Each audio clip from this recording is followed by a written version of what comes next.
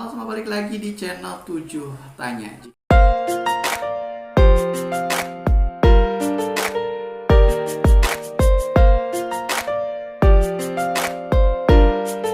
Jika kita perhatikan media sosial maupun dunia nyata, kita semakin sering mendengar konflik rumah tangga. Perselingkuhan terjadi di mana-mana. Angka perceraian semakin tinggi datanya, entah karena kekerasan dalam rumah tangga, ribut dengan mertua, berselingkuh dengan mertua, atau bahkan adanya campur tangan orang ketiga. Hingga akhirnya muncul fenomena-fenomena seperti child free, FWB, terus juga resesi seksual, hingga memilih jomblo selamanya, dan masalah-masalah lain yang akarnya seputar rumah tangga. Mengapa semua ini terjadi demikian adanya? Mungkinkah semua ini terjadi karena orang-orang memutuskan menikah dengan tergesa-gesa? Atau mungkin memang semua orang atau orang-orang ini berpikir bahwa menikah hanya seputar tentang bercinta dengan sah saja? Maka kali ini saya akan membahas tentang apa saja yang mesti diperhatikan sebelum kita memilih untuk menikah. Karena menikah tidak senang selamanya, karena menikah justru adalah perjuangan kita selamanya.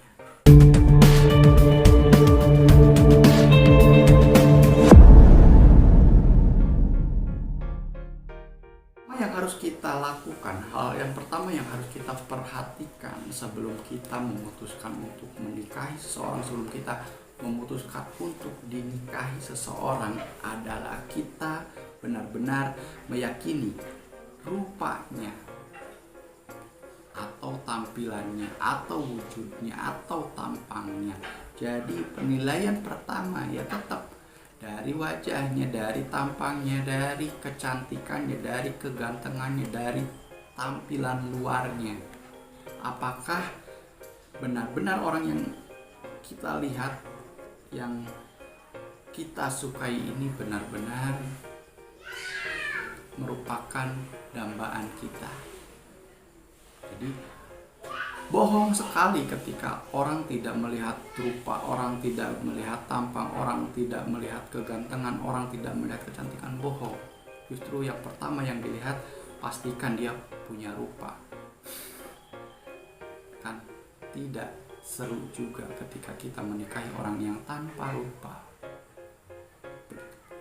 Selain rupa, sebelum kita memutuskan ke jenjang pernikahan, kita harus kuat secara data seperti apa. Kita harus mengerti pernikahan itu apa, mau dibawa kemana, terus juga kita pelajari ilmu tentang menjadi seorang ibu rumah tangga, ilmu menjadi seorang suami, ilmu menjadi seorang istri yang baik, kuasai tentang rumah tangga, datanya, bagaimana rumah tangga yang dibentuk dengan baik, bagaimana rumah tangga yang dibangun dengan tujuan-tujuan jelas. Begitu. Data tentang pernikahan, data tentang diri pasangan juga mesti dikumpulkan dengan baik.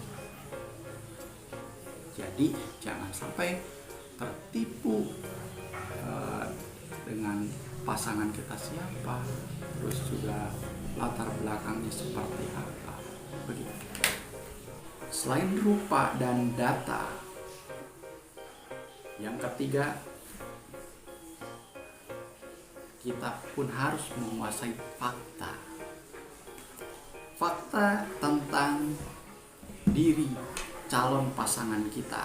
Bagaimana masa lalunya, bagaimana media sosialnya, bahkan sekarang bagaimana CV-nya kalau perlu. Melamar kerja saja perlu CV, perlu SKCK, perlu catatan kesehatan, perlu hal-hal lain. Maka ini juga berkaitan dengan pernikahan, tidak bisa dianggap main-main. Bahkan mungkin nanti ketika ada cowok yang datang ke anak saya, karena kebetulan anak saya juga cewek, mungkin nanti saya akan tanyakan SKCK, saya akan tanyakan latar belakangnya, saya akan tanyakan CV-nya, bagaimana pengalaman kerjanya. Hal-hal seperti ini, fakta-fakta seperti ini harus dikuasai dengan baik sebelum akhirnya memutuskan ke jenjang pernikahan. Jangan sampai ada fakta-fakta yang tersilap, fakta-fakta yang terselip, atau fakta-fakta yang sengaja dibengkokkan, hingga akhirnya fakta-fakta tersebut nanti muncul setelah pernikahan. Ini bahaya. Jadi fakta-fakta tentang diri pasangan atau calon pasangan ini harus diungkap di awal. Bukankah banyak fakta-fakta menarik yang akhirnya baru ditemukan setelah menikah? Harusnya itu dari awal, ceritakan saja semuanya. Dan kita pun mencari tahu semuanya tentang latar belakangnya. Apakah dia itu dulunya pernah main TikTok mandi tengah malam, atau apa lagi seperti itu. Rupa, data, fakta. Selanjutnya rasa. Bukan berarti dirasain dulu, bukan. Tapi ketika kita memilih untuk ke jenjang pernikahan, pastikan yang kita rasakan saat berada di dekat calon pasangan ini kita merasa nyaman, kita merasa mendapatkan tempat untuk kita pulang gitu. Karena nanti setelah jadi pasangan suami istri, kita akan pulang setiap hari, ya ketemu dia lagi. Makanya dari awal, apakah rasa yang kita rasakan ini benar-benar rasa sayangi, rasa sayang, rasa membutuhkan, rasa nyaman, dan semua rasa-rasa yang indah itu. Tapi juga pastikan juga, karena semuanya tidak akan terasa indah saja. Apakah kita bisa merasakan kecewa, kita bisa merasakan kesal, kita bisa merasakan marah, dan kita bebas merasakan semua itu, bebas mengekspresikan rasa itu dengan si pasangan ini? Ataukah ada hal-hal yang membuat kita terkekang, hal-hal yang membuat kita tidak menjadi diri kita? Ini harus benar-benar diungkap dari awal dulu. Rasa-rasa seperti ini harus di blend, harus diadukan, harus dicampur adukan dulu. Apakah setelah nanti kita menjadi pasangan, kita bisa membangun kesatuan yang utuh, kesatuan yang kuat dengan rasa-rasa yang kita rasakan itu. Begitu. Rupa, data, fakta, rasa, dan berikutnya sebelum kita menikah harus memastikan karsa, kehendak kita, keinginan kita. Apa yang kita inginkan dari pasangan kita? Apakah pasangan ini bisa membantu kita mewujudkan apa yang kita kehendaki? Ataukah apakah pemikiran kita sejalan? Bagaimana pemikiran dia? Jangan terlalu banyak hal-hal yang jaim gitu kan, jaga image dan apa ya bahasa sekarang ya. Pokoknya hal-hal seperti itu pada akhirnya banyak kebohongan, banyak kepalsuan, hingga akhirnya banyak terjadi kontra, banyak terjadi ketidaksesuaian ketika sudah menikah. Mending sebelum menikah. Nah, apa kehendak kita, apa kehendak pasangan kita? Apakah dari dua kehendak yang berbeda ini bisa mendapatkan jalan tengah, bisa mendapatkan jalan keluar? Apakah ada penyelesaian dari apa yang ada di kepalanya, apa yang ada di kepala kita, dan bagaimana semua ini dikombinasikan? Begitu. Jadi harus dipikirkan apa yang ada dalam pikiran kita, apa yang ada di dalam pikiran pasangan kita, dan bagaimana cara menyatukannya, atau siapa yang mesti menurunkan egonya, atau mungkin bergilir.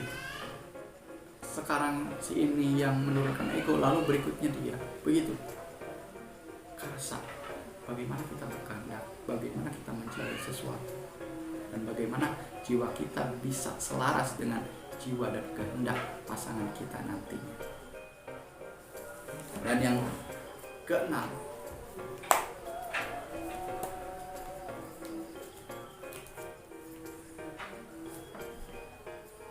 harta. ini penting, bukan berarti seberapa kaya pasangan kita, bukan hanya tentang seberapa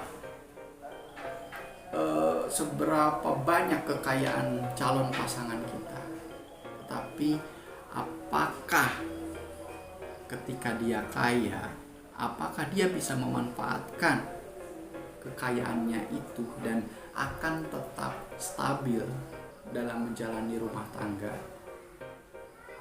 ataukah kekayaan orang tua akhirnya habis karena tidak bisa dikelola. Nah, berikutnya juga, harta ini bukan berarti tentang kemampuan atau kekayaan yang nampak saja, tapi apakah hatinya juga kaya?